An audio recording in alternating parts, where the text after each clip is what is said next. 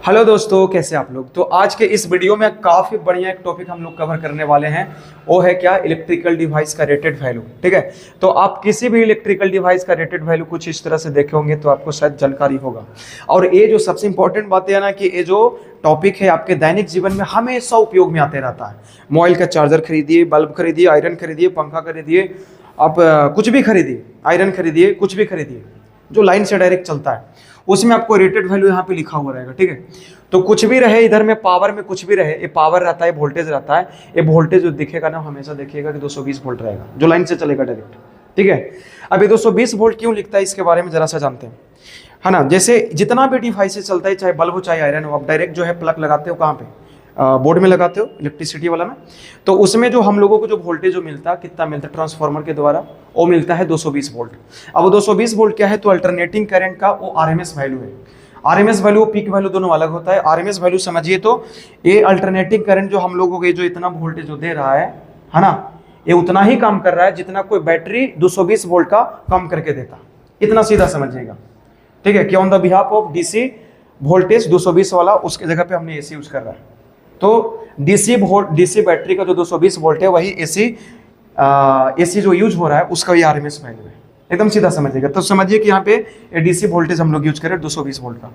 तो अब इसमें समझिए जितना भी हमें सप्लाई मिल रहा है, जहां पे भी आप देखिएगा घर में, तो 220 वोल्ट का सप्लाई मिल रहा है। तो जितने भी एक कंपनियां हैं जो डिवाइसेस बना रहे हैं, उनका टारगेट ये हुआ कि हमारे पब्लिक को, हमारे कस्टमर को 220 वोल्ट का जो है सप्लाई मिल रहा है घर घर। तो उनको अनेक कामों के लिए जो आवश्यकता को पूरा करना है, जैसे बच्चा को पढ़ना है, लाइट से पढ़ना है ना, जो ऑफिसर लोग हैं, जो बच्चे लोग हैं, है ना, उनको अस्त्री करके, आयरन मार करके स्कूल जाना है, ऑफिस जाना है ना। हवा खाने वाले को पंखा का जरूरत है, पंखा चलना चाहिए। तो जितना भी डिवाइसेस है वो 220 वोल्ट से चलेगा, क्योंकि सप्लाई उतना ही मिल रहा है घर घर में।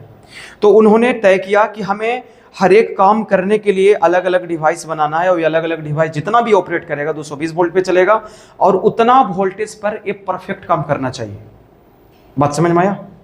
ये इतना वोल्टेज पे एकदम जो है बहुत बढ़िया परफॉर्मेंस के साथ में काम करना चाहिए।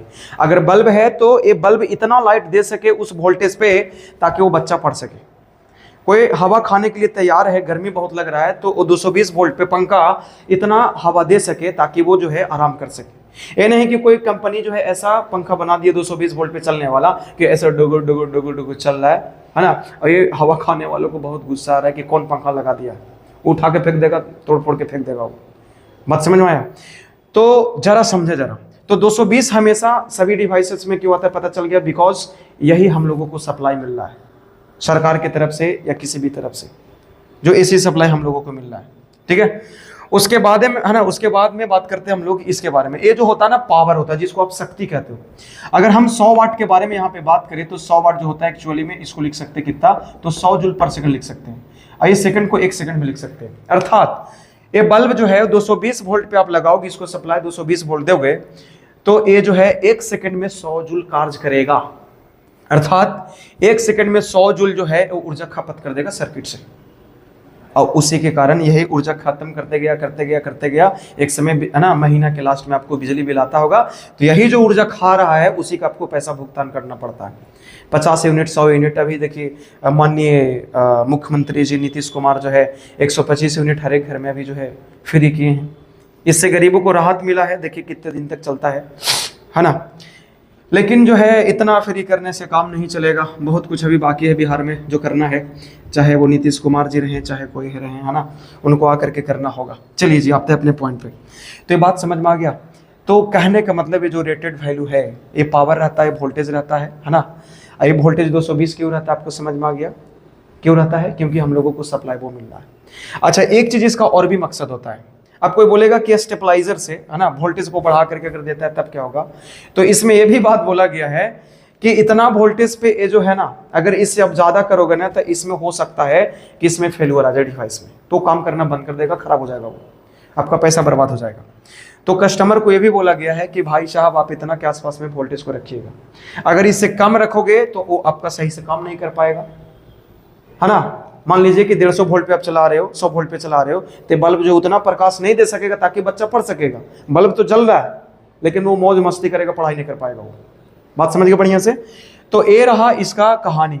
तो इसमें आप बोल सकते हैं कि पावर है वोल्टेज है, ये बताता है ये कि इतना वोल्ट अगर देते हो सप्लाई तो 100 जूल कवर मतलब एनर्जी खपत कर देगा 1 सेकंड में। बात समझ में आ गया।